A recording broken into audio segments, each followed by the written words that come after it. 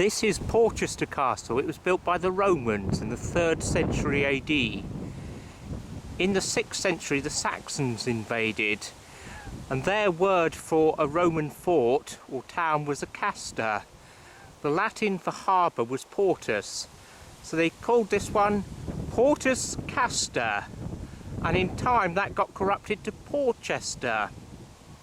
In the 10th century, Porchester Castle was turned into a burh, a local fortress, and the idea was that if the Danes attacked, all the local men could gather in the burh and to fight the Danes.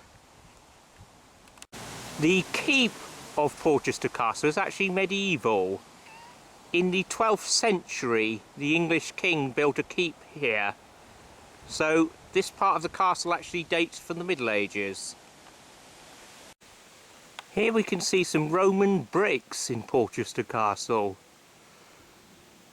This is a view of Porchester Castle showing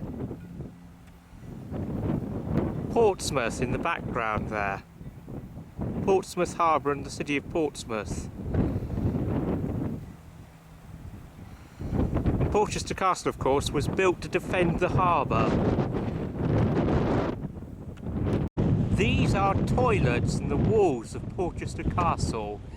In the 12th century, some monks lived within the walls of the fort, the old Roman fort, and they built these chutes overhanging the sea, so the sea would carry away any sewage.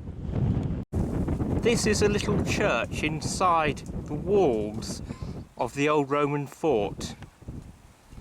This is Porchester Castle with Portsdown Hill in the background. This is Castle Street. In the Middle Ages, the 14th century, the 15th century, Porchester was quite an important place.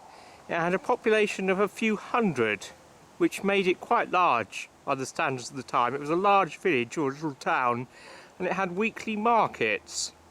This is Porchester Railway Station, which was built in 1848. This is Newtown, which was built in the 1920s.